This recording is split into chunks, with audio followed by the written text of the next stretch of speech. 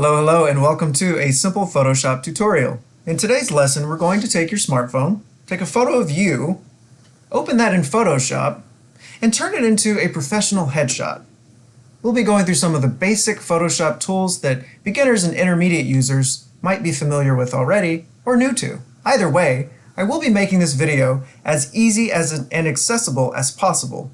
You'll follow along with each step or tool, and you'll be able to enhance your own headshot. I am Curtis. I'm a professor of computer science and graphic design, and I love Adobe Photoshop and InDesign and have been a user for years. It's fun, and you can do a lot with it. So let's get started. Before we get started with Photoshop, we want to make sure that your headshot photo is saved to your PC. So what you can do is save it to the cloud, download it from there. You can email it to yourself from your smartphone, or there are a few other ways you can do it. Once you've done that, and you know where it's located on your computer, you can go to File, Open.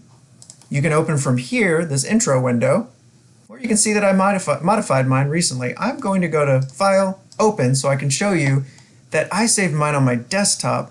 I'm just going to double click, and here we go. We're ready to work on our headshot.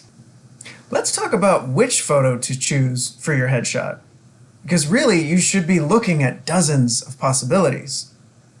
When you're staging your headshot and you have a helper, you should be changing the background. You should be potentially exploring different outfits. If you can, you might even explore different hair, jewelry, or makeup looks. Now, if you know that there's a look that works well for you, go with it.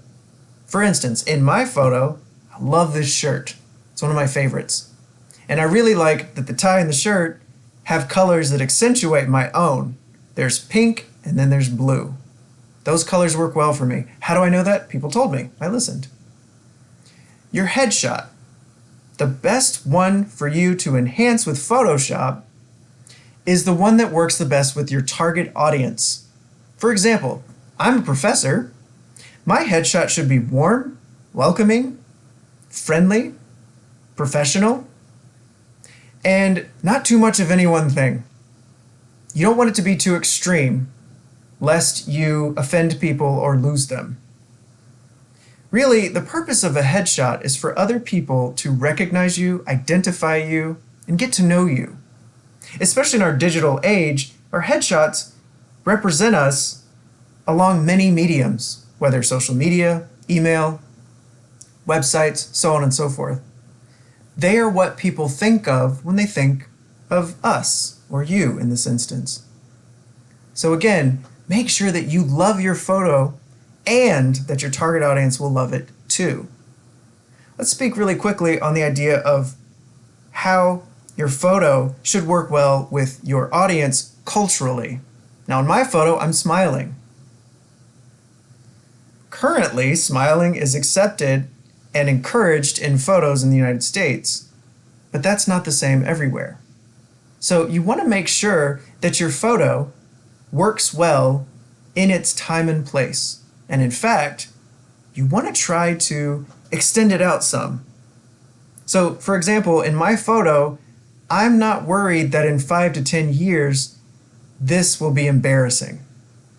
So you want to make sure that your photo is a bit neutral in many ways.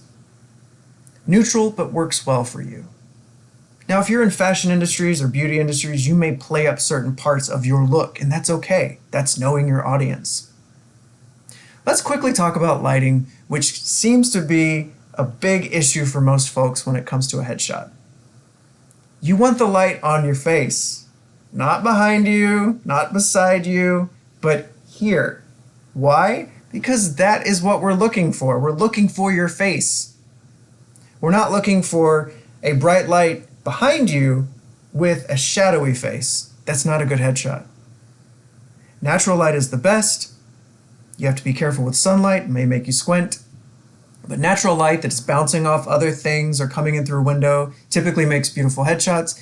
If you don't have that option, and in this case, this was the night of my birthday a few months ago, there was no natural light coming in from outside, so I staged it. I did 3 lights in a room and pointed them at my face. And it worked. And I also chose a background that isn't included in my outfit, in my hair, or in my skin tone. Be careful with that. Imagine if I had chosen a bright white background here. It would bleed into the shirt I was wearing. It may even bleed into other parts of me. You don't want that. You want your background to be something not found in you. It's much easier to edit that way as well. One last thing.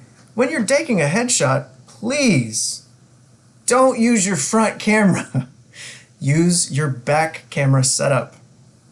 And if you don't have a good one, borrow someone else's smartphone for your headshot. In fact, it's best to just borrow the best smartphone camera setup that you can find.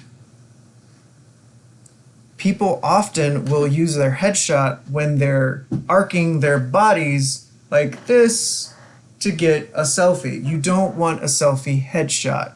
You might for social media, but professionally, you don't want that. You don't want your body contorted or stressed when you're trying to relax and look inviting.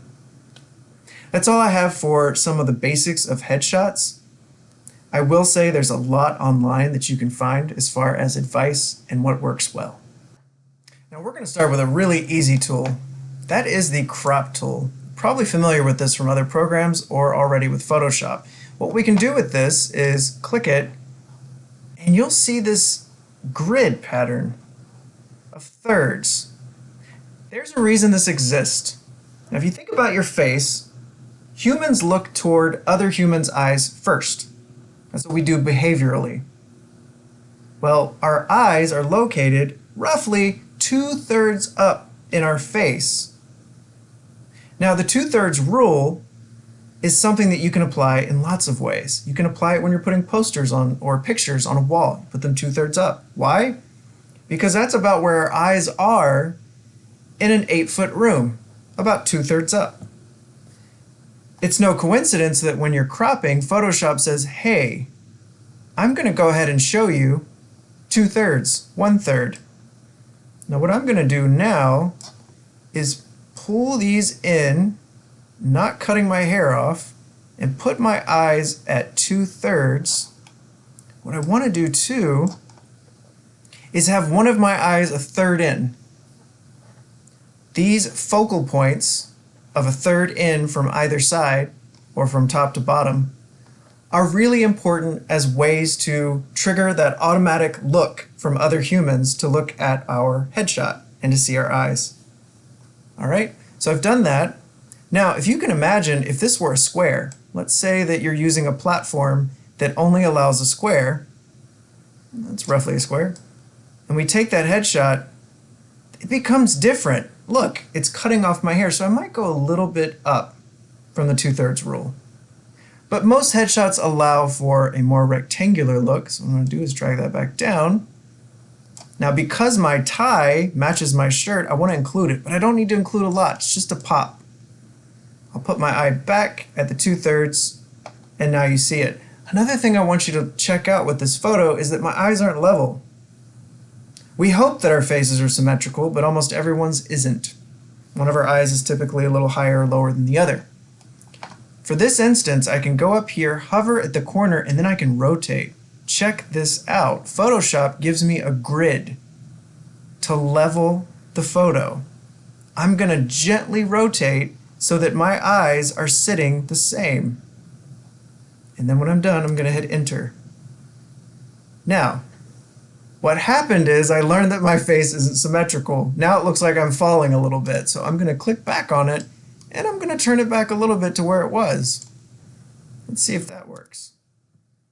It does. Now I look more level. You don't want your face or your body to look like you're falling backwards, forwards, or sideways. So many people do that. You want to be level. It makes more sense.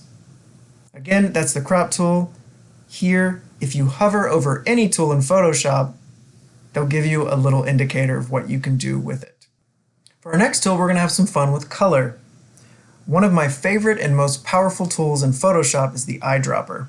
It's about 7 down on the left. Now if I hover, come on Photoshop, if I hover, I'll get this nice little graphic. It says samples colors from an image. So if we click it, we can see that our tool is now an eyedropper. Now what if I want to find out the color of my lips or at least one of the tones of my lips. It looks like a pink from here. If I click on it, I literally get over here that exact color. Now if I move this over, I can see that we have hex values, we have RGB, we have CMYK, depending on which color approach you're using. Digitally, we should stick with RGB. And it's saying that this is the value of my lip tone. Well, what if I click over here? It gets darker. Well, that's because of lighting. It's also because of shape.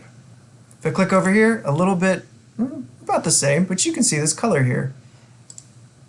It's important to know the different colors that make up our face and our headshot, because then we can manipulate them. Let's look at how tan or not tan I am in this photo. You can see the different tones. Look how dark it gets because of shadows.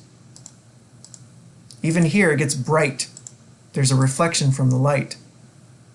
This should be close to white on my eyes, but it's not. And if we go to my teeth, oh, that is not very white. We'll fix that in a bit.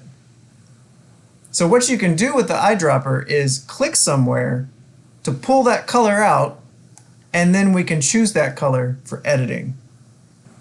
The next two tools we'll be playing with are found under Image, Adjustments, and we've got Levels and Curves. Now there are shortcuts to these, so I can click off of this and say Control L for levels. I'll move this window over and we can see what these do.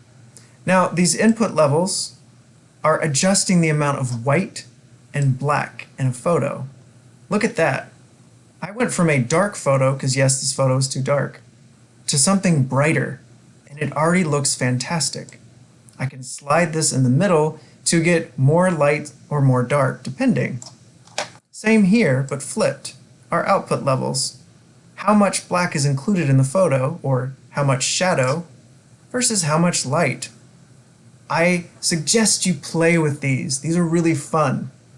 So we'll play with our levels till we get something that's not too washed out, something that looks bright, perhaps accentuates our look already. Don't wash yourself out like that. That's not so good. Again, this is going to depend on each photo and the lenses used to take the photo. I'm going to settle about here because later I can change this with brightness and contrast. So that's our levels. If I go back to Image, back to Adjustments, I can go to Curves or Control M for a shortcut. Same thing here. We can play around with the brightness levels, the black and white levels of a photo. You can get really intricate in here. And you can see too that there's even measurement of how much white and black is included in a photo. There's some advanced things here. You can play around with them. That's how you learn. But really, most photos should only need a little bit of editing with those. If you have a photo that's really bad lighting, you can correct it to a degree with curves and levels. Again, those are found in Image, Adjustments, Levels, and Curves. Now, before we get into our next tool, a little disclaimer. And I've said this before, you need to know your audience, and typically, your audience has two wants and needs when it comes to our headshots. There's the need for a person to look healthy, safe, and then there's the want of someone to look socially and conventionally attractive. Now, teeth, eye, color, like the whites of your eyes, those can tell a lot about a person's health, and even wealth too. Your skin tone, if there's any issues with your skin, that's another thing that's big as far as beauty industries go. And my bit of advice for your photo is do a little bit of correction or enhancing, but look like you. Don't look like 10 years ago you, unless it's a prank or a joke or something. But for your headshot, look like a version of you that's really well slept, maybe has been enjoying life a lot, been on vacation, for example. And there's ways we can do that. So let's first start with the Spot Healing Brush Tool. Again, if we hover over it, oh, that's History Brush Tool, my apology. It looks like a Band-Aid. All right, if we click on it under the eyedropper, what we're gonna do now is Control or Command plus to zoom in. We're gonna look at all my imperfections. Let's start with that. I don't know if that was a pimple or whatever it was, maybe I hit my head. So the way to use this is you hold the Alt key and you get a target. and you click the area that you want to copy over, and then voila, it's gone.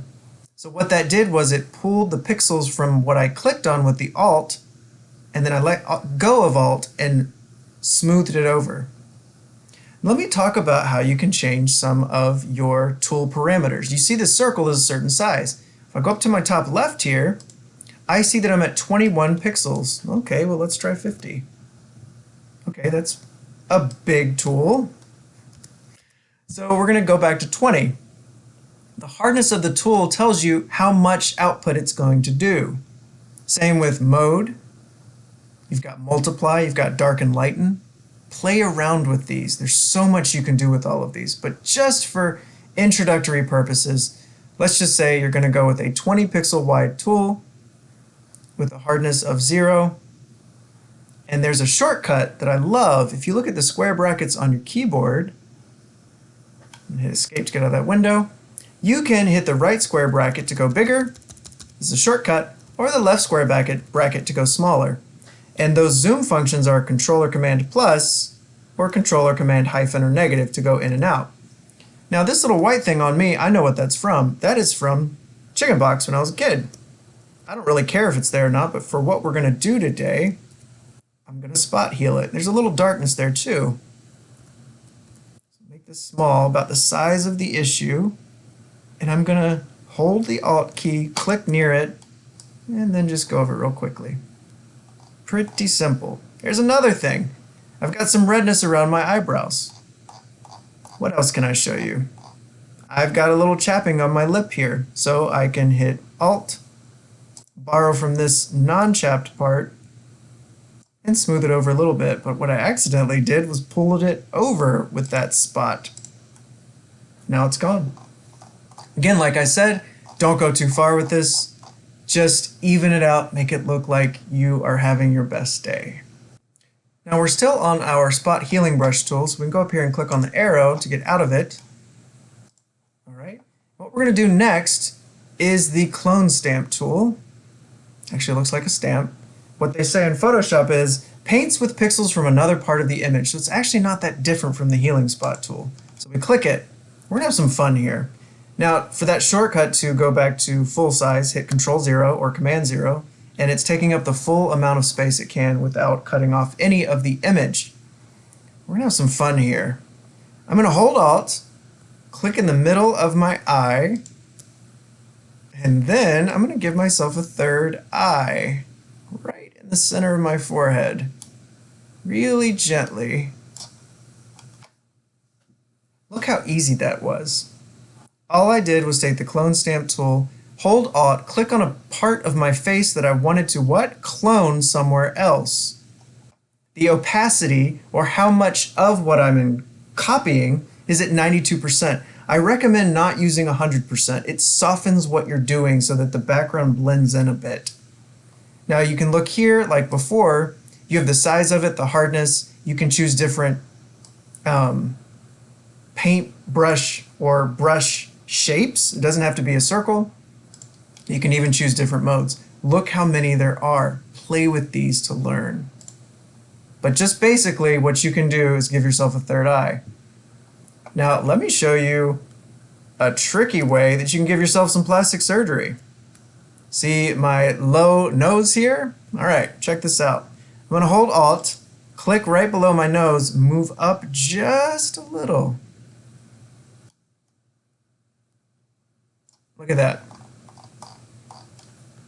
Zoom out.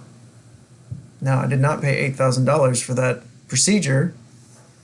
If I showed up, people would be like, what happened to your nose? You can see that it's a little bit bad, but you have to play around with the different settings to do things like this. And again, you can have some fun. Outside of, I don't know, making people feel bad about beauty standards, I could give myself more of a goatee. Click in the middle here, go down.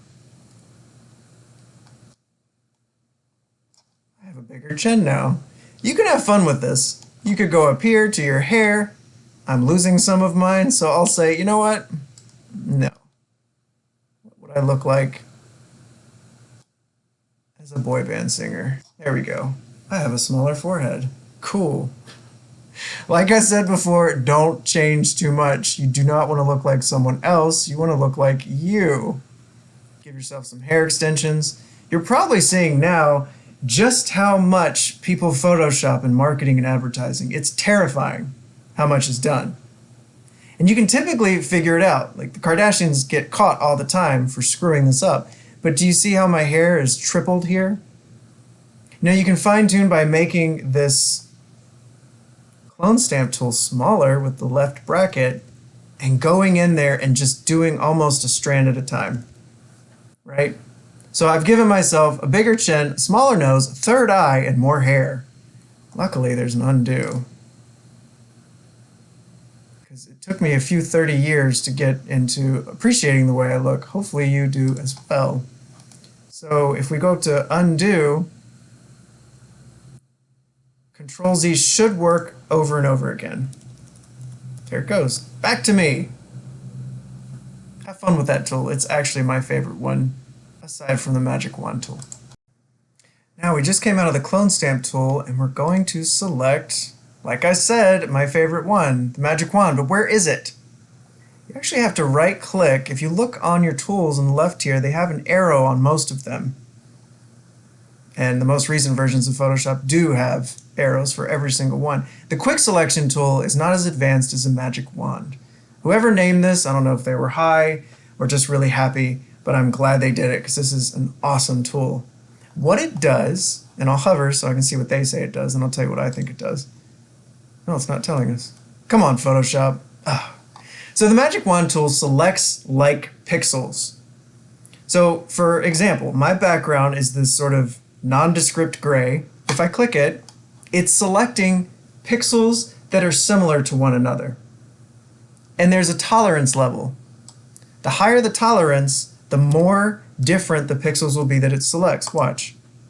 It selected everything around me. The lower the tolerance, down toward 1 and 2 and 3, the less it will select. Because even though these all look the same, these pixels are somewhat different. Now you can see what we do with the Magic Wand. It's called a selection tool. It is selecting a part of an image. I do have it set, still not working, there it goes. Add to selection. So every time I click, it's adding to the selection, which is this sort of wavy line and curve that you see here going around what I've selected. You can add to, you can just have one, you can subtract from, watch this, I'll subtract that part and that part. So now I just have the left side.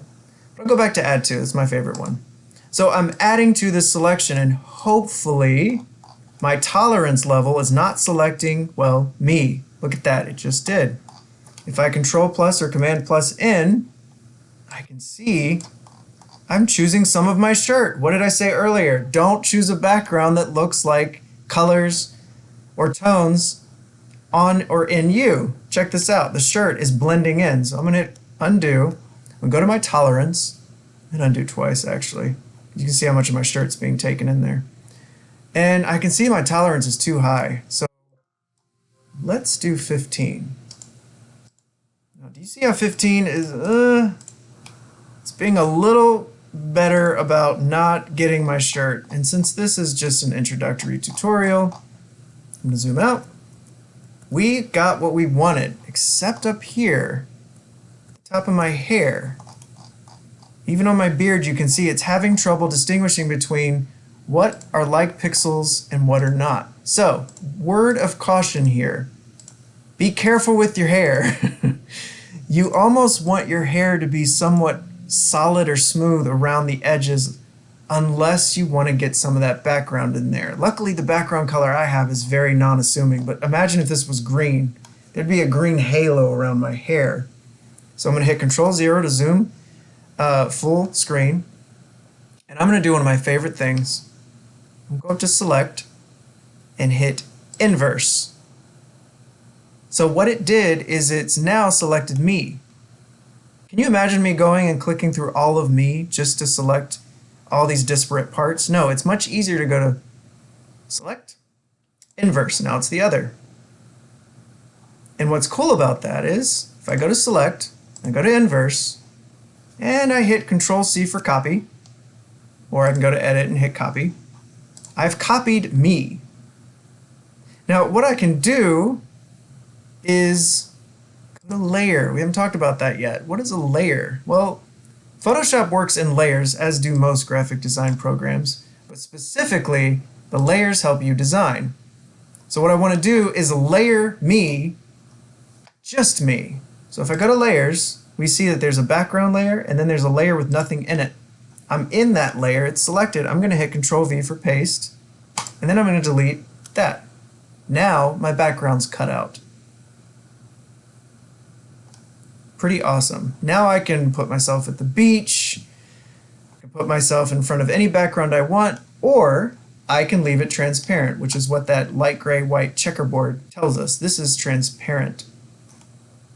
And just know that when you go to File and Save As, if you want the transparency to continue, then you need to save as a Photoshop document or GIF. Those allow transparency. Some others do, but it depends on the settings. So have fun with the Magic Wand. It's an awesome tool and it has almost endless possibilities. The next tool we're going to discuss is similar to the Magic Wand tool, and like that one, you have to right-click to find it. The polygonal lasso tool is what's already default, but the magnetic lasso tool is really awesome. Let's see what it does. What it does is it sees, or it understands, differential in pixels. So for example, there's a transparent block of pixels here, and then there's my beard. And when you really want to fine-tune, you can zoom in, okay? And you can say, you can click along a line or a shape. And what the magnetic lasso tool is, it guesses a hard line or shape. Now for my beard, I'm getting bits of background. It's trying its best. I'm going to go around and double click to finish my selection. Now check this out. This part is selected. So if I take my eraser tool and I erase what's selected, I cleaned up my beard. But if I click on my face, it's not erasing because it's not part of the selection. Again, when you're done with your selection, hit Control or Command D. Now let's say you don't want to use the magnetic lasso tool. You can zoom in real close and fine tune with the eraser tool. Okay, now we can actually see individual pixels. I think that's so cool. So what I'm going to do with my messy beard is just erase some of this noise. You still want to have a shape with what you're doing, lest you just look perfectly lined. And we know beards and hair are not typically perfectly lined. Okay? So it just depends on what you want to do. What's awesome about Photoshop, I don't know what that is. What's awesome about Photoshop is that there's so many different ways to do the same thing. Like look at this. I got these extra pixels hanging around my neck. I'm going to smooth those out a little bit. A little anti-aliasing. Alright, got some here. Now it gets really jagged. I'm going to use my right square bracket to zoom in, and I'm going to cut out some of this, smooth that out, double click a little to fine tune. Too much here, that's noisy. Now when pixels are kind of all over the place, we call it noise. If you go up here, you can see that my brush tool size is set to only 6 pixels. This is an 8 megabyte image, but we can still zoom in to see individual pixels. This is how marketers get photos perfect. Now your flow, if you don't want to erase fully, you set it lower than 100%. Same with opacity. Play with those, because you can smooth in a much less aggressive way when it's not set to 100. Now if we zoom out, we can see my beard has been cleaned up. Pretty cool. So this is again found by right-clicking magnetic lasso tool. These sound just like they are. The polygonal lasso tool does it in a straight line shape, each click you do, and then the lasso tool is you actually drawing a curve around a selection. So with these three, and the magic wand, and the quick selection tool, you really can select specific parts of a photo in order to edit them. Now our next concept can be a bit challenging, but I know you can get it. Adobe Photoshop measures in pixels. That's because most of the photoshopping or editing you're going to be doing is meant for digital space and mediums. Those include your laptop screen, your computer monitor, televisions, projectors, smartphones, and tablets. They are made up of pixels, and each pixel consists of red, green, blue subpixels. Those red, green, blue subpixels in different values from 0 to 255 or 2 to the 8, that's binary, those values make a variety of colors, 16 million to be exact. And so, when they're all turned all the way up in brightness, we get white, or what looks like white to us, or the maximum brightness of a screen. And when they're all turned off, we get what looks like black, which in Adobe we call register because it registers as black. Let's talk about layers. A layer in Photoshop is a two-dimensional collection of pixels or content that you can put one in front of the other. So for example, we have this layer of me with a transparent background, but they're merged into one layer. So let's see what we can do here. Go up to Layer, New. Okay, we can add a layer. Let's call this background because I want to put something behind me that's kind of fun. Now because of COVID, my plans to go to South Korea for the first time with my sister have now been delayed for 2 years. We've been planning this for a while, and what a bummer. Well, what I did was I went to Google Images and I found a picture of South Korea that, I don't know, would look kind of cool behind me. I'm just going to play here. What I can do is File, Open, find that image I downloaded. Now it's going to open as a separate document. What I can do is click the Selection tool, select the whole thing, Control-C for copy, go back to my image, have it selected as background layer, and paste or Control-V. And then I can switch the layer so that I'm in front of the background. Now part of the issue here is that the background is tilted, or it looks like it's tilted over here, but it's actually not. It's straighter here. So what I can do is go in to this picture and change it around separately from mine. You can do either. You can change it in it as a separate layer, or you can change it in a separate dock. I'm not going to go too far with this, but you get the idea. You can change something, like let's say I want to rotate this. I'll crop it. I'll rotate it a little bit so that the buildings are a bit more straight over on this side. I'll hit Enter to be done cropping. Now this image is much bigger than the one I'm putting in front of it. So I'm going to go to Image and go to Adjustments. Oops, I'm sorry, Image Size. Habit. And I'm going to half the size of this. It's 3,800 pixels wide. Let's say 1,900. All right, and we kept the dimensions the same. I'm going to click on my selection tool again, select it, copy it, delete the layer I tried before, make another one. Again, there's many ways to do this. I'm playing around with a simpler one. Click on that layer, paste, and then switch the two layers. Then use my selection tool, click on that layer, and move it behind me. Now I'm in South Korea. I can move it around to see which part I like more. That one's pretty cool. And voila, it works. You can play with the lighting in this. You can go up to Image and Adjustments, and you can change one or the other while you're on it. Let's say I want to change the brightness of the image behind me to better match, well, me. Which one would it be? Well, my shirt is appearing a little bit dull even though it's a white shirt. So actually, I'm going to click on me. I'm going to go to Image, Adjustments, Brightness, and I'm going to increase my brightness until my shirt is a little bit whiter.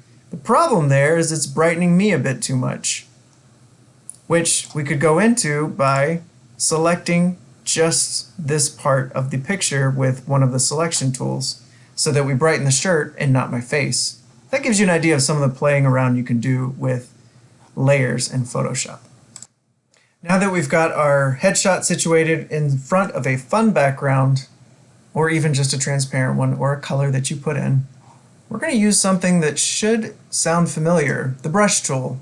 This is a pretty old school tool in that it's existed for a long time in many applications. What I want to do first is whiten these suckers, free of charge. So what I'm going to do is go down to my color picker and choose something close to white. I'm going to zoom into my teeth, the brush tool. That's Control plus. Then I'm going to use a left square bracket to get smaller with how I'm going to mess with my teeth. And I'm going to change the opacity, well, it's actually already at what I wanted, at 26 and 26. So there's not too much coming out of the brush as we work on it. Whoops. Watch this. You don't want the brush to be bigger than your teeth, and you want to go with the natural shape of your teeth. That was too much. I'm going to make this a little smaller. And you see how this white that's coming out of my brush is still allowing my gums to have an outline. It's not whitening my teeth too much, and it's still keeping somewhat of my teeth shape. You don't want just one bright white polygon going across your face. Now what I can do with these teeth in the background is go even lower with my opacity and just gently lighten. You can click a little, but do you see how it's starting to look unnatural? Let's just do a little here. Just one and one.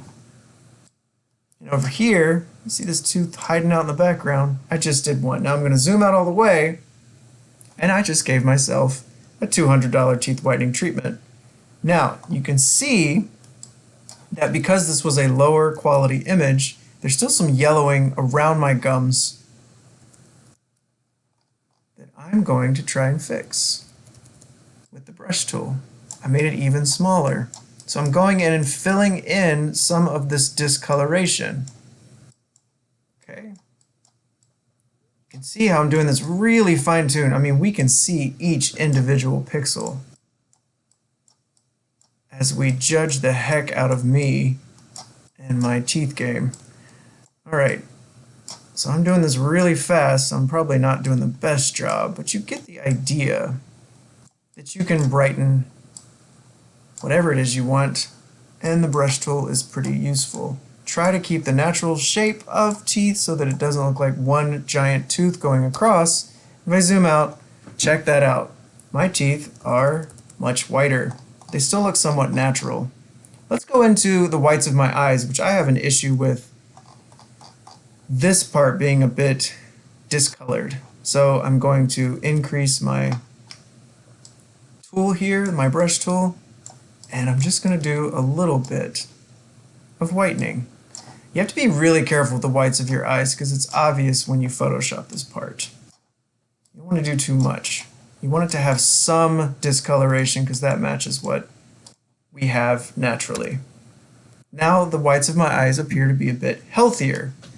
Now because we're here, I'm going to show you something fun. I don't have a lazy eye, but I have an eye that likes to go a little bit off from the other. With the clone stamp tool, I can literally go in, make my clone stamp a little smaller, hit Alt on my eye where I want to copy from, or no, over here. I want to copy from here and move over the slightest bit.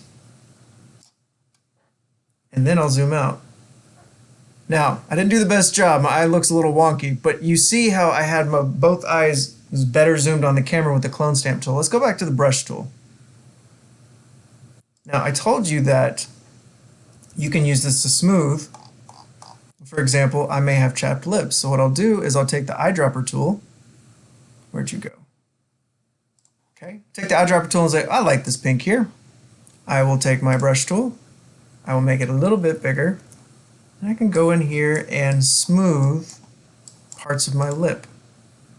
Maybe there's a little redness. Maybe I want it to be smoother. There's lots of reasons why you might do this. Be careful with where you choose from because you want the pink to match. A little bit of chapping there. This is a little bit, I'm actually putting on my own makeup right now. All right, let's zoom out. So my lip looks a little bit smoother and healthier. Another thing we could do, oops, zoom in real close to the eyes. Now, I don't always recommend this, but it's something you can do. I'm going to show you this so you understand that advertising is bullshit.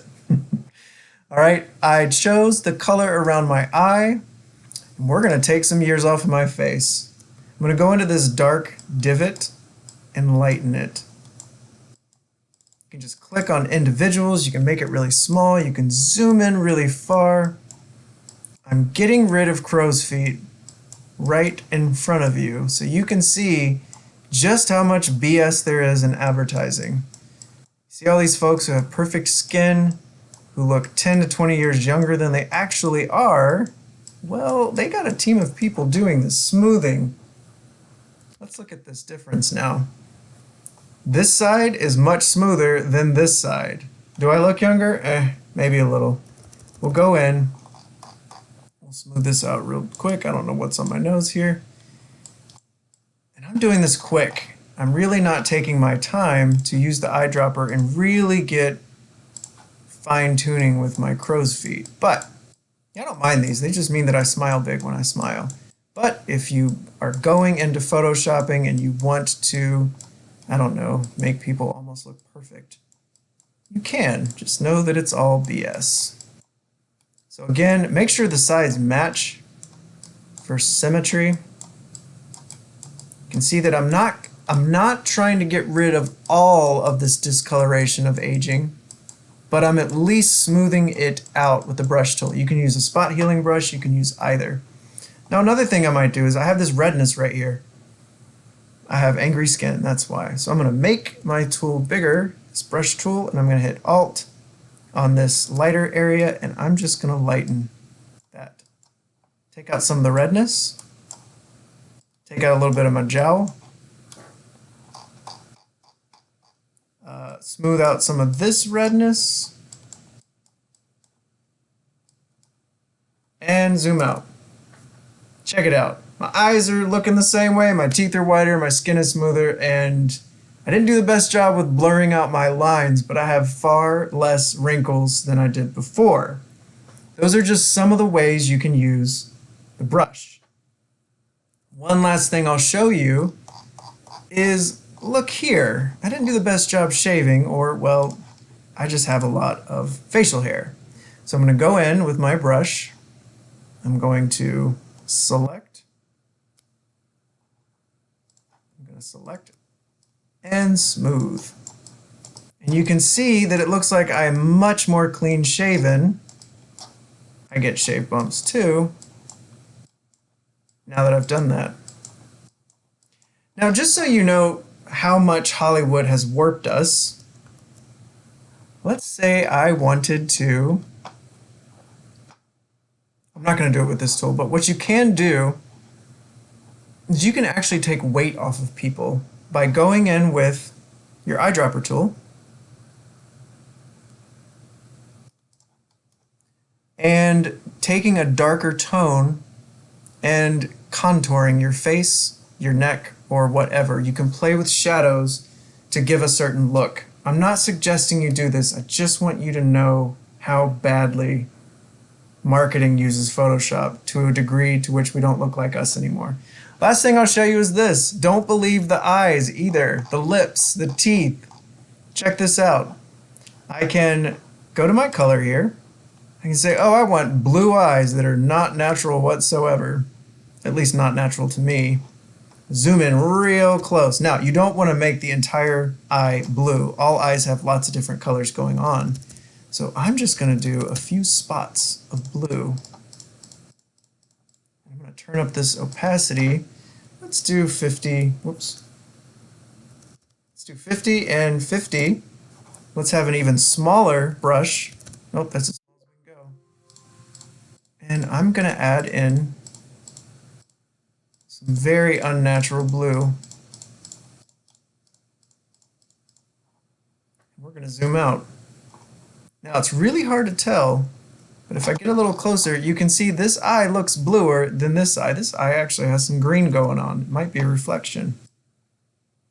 So like I said, don't believe what you see in print and advertising and social media, because a lot of it is fake. Now I did that really fast just so you can see. Now I look like I have these very royal blue eyes, whether from contacts, natural, or Photoshop. You can see how that worked. And now that blue might be matching this blue down here, which I could have done with the color tool, or the eyedropper tool. I could have taken that blue, and there it is, and I could put it in my eyes so those pop. I could do this with gray hairs. I could go into my hair, which isn't too gray here, and I could get rid of gray. So I want to remind you, I'm just showing you that a lot of what you see, even on television, now they can do it video, you can Photoshop video, you can see how much of it is kind of a lie. I want to go back to something I said prior, in that Adobe products like Photoshop, InDesign, and Illustrator, they're fantastic and magical because you can get the same result with what seems like an infinite number of different ways. Like I showed you, you could use the blur tool, which we're about to see. The blur tool or the brush or the dodge tool can all end up doing the same thing. So with that said, don't shame people if their approach to Photoshop, InDesign, and whatnot is different from yours. Now, you may like lean over and say, did you know there's a shortcut? Or did you try this tool out? It works a little better. This is art, this is creativity that we're doing here, as far as shaping and enhancing something to look a little bit different, or even a lot different. So let's play with the dodge tool. If we hover in a Photoshop, it says lightens areas in an image. So I can show you if I increase my size here and I go over this, it's lightening it slightly. Now, why would you want to do that? Well, it can look like there's more reflection coming from that part of me, for example. It's too much.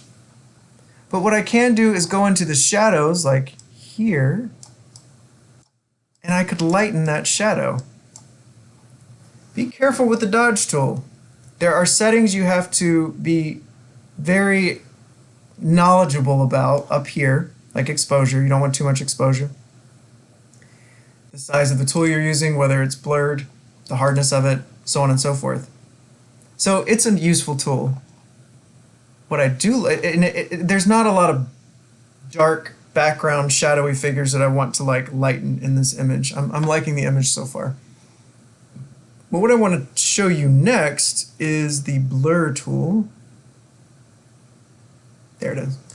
Now what Photoshop says is, let's see, let me hover. Blurs areas in an image. All right, cool.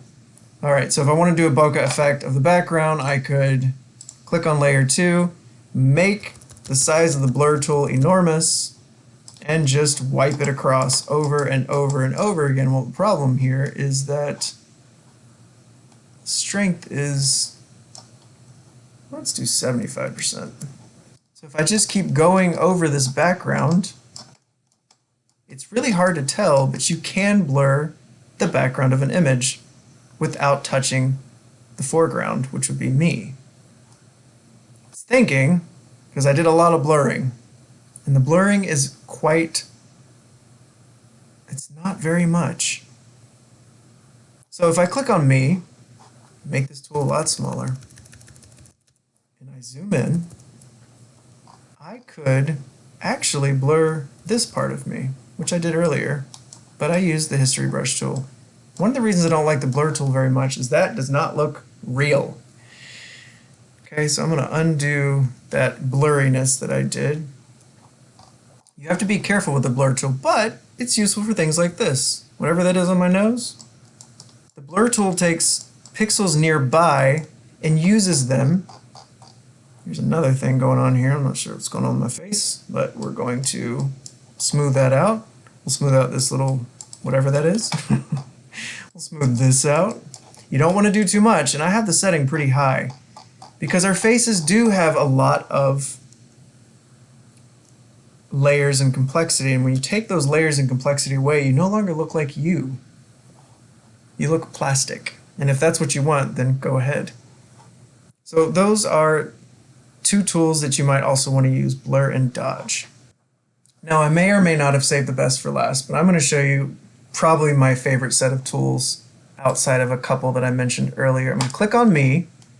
I'm going to go up to Image Adjustments. Now check this out. We already did brightness and contrast, which I'm pretty sure you already understand. Let's look at exposure. If you know what exposure means, it's how much light was let into the lens when it was capturing a photo.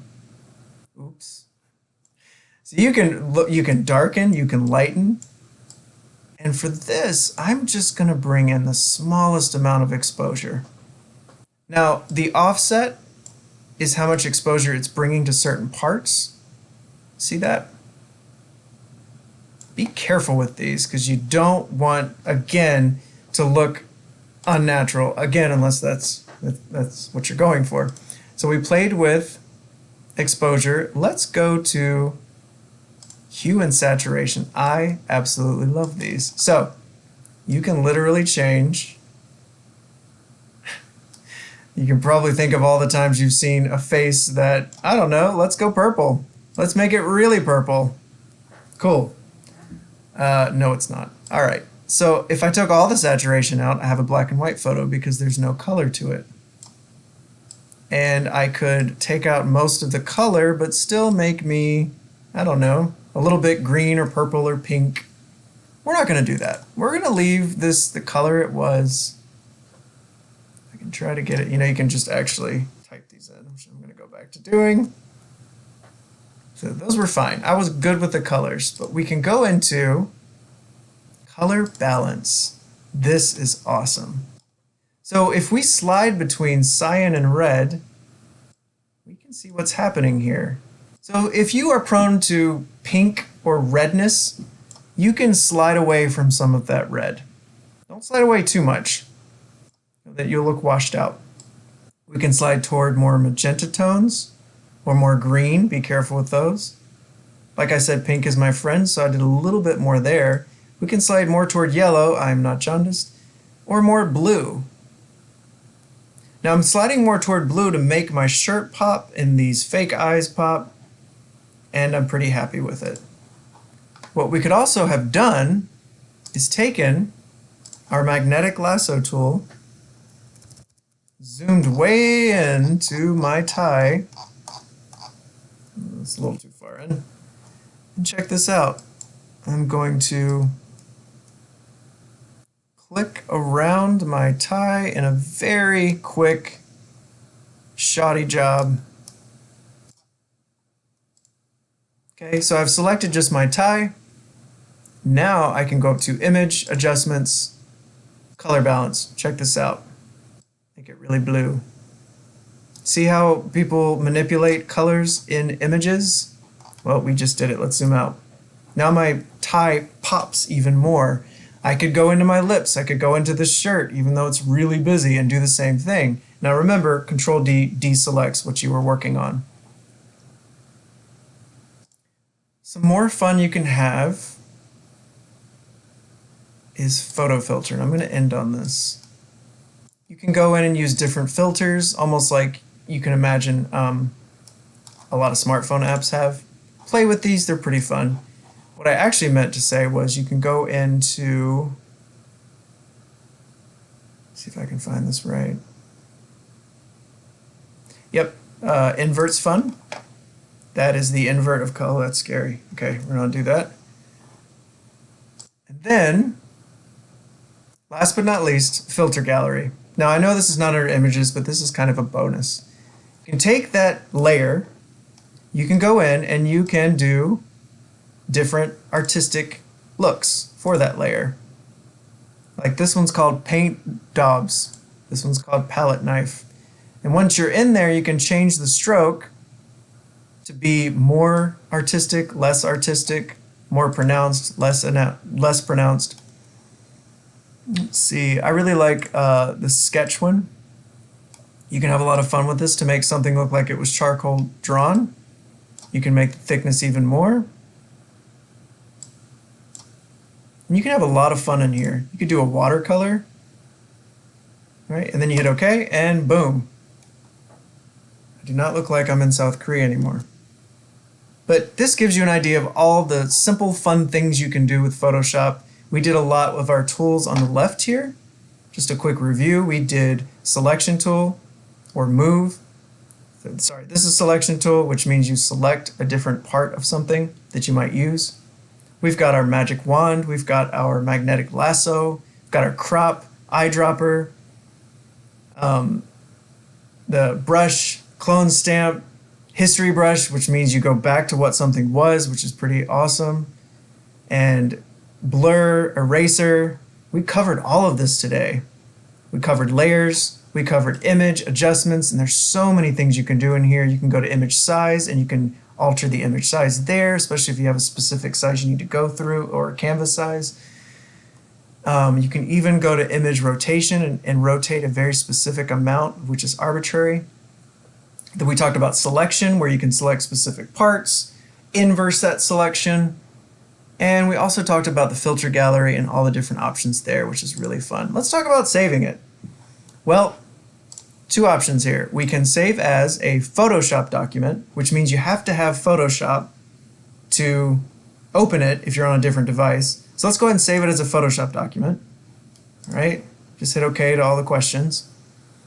Then we want to save as a medium or a document format that we can share otherwise. So look at this. We've got bitmap, we've got EPS, we've got GIF, we've got JPEG, we've got PNG, we've got PDF. Look at all of these options. Well, I like to do JPEG. Pretty guaranteed to work well. Let's see what happens when we save this as a JPEG. Do you want to replace it? No, I don't. I don't want to replace the original. I want to call this enhanced South Korea. Okay, so if I hit save, it's going to say what options do you want. I'm going to go all the way up. It's telling me that this is going to be a 1.2 megabyte picture, or file I mean. You can just hit OK.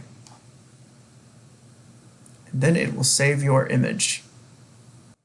You made it to the end. We spent about an hour learning some of the basics of Photoshop, and in just that hour we learned how powerful this program can be.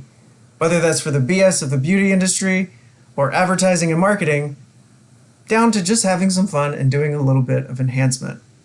Let's do one of my final favorite things to do when I Photoshop something. I'm going to minimize Photoshop. I'm going to go to my original. I'm going to half screen that original. Actually, I'm going to put it on the right. Nope, leave it on the left. And I'm going to open up the Photoshopped version. I'm going to right screen that one, put this one back to left screen, and show you what we did. Look at the difference there. For example, it looks like I'm in direct sunlight. It looks like I had my teeth whitened. It looks like my tie is much bluer than it is. My skin is smoother. I am probably 3 to 4 years younger in this photo. I didn't play with my hair too much. I trimmed my beard a little bit. But you get the idea. You can do so much with Photoshop. And as I mentioned before, and I'm going to leave on this note, don't go too far. Try to just enhance. Don't try to lie or trick people, and have fun with it. It's an awesome program.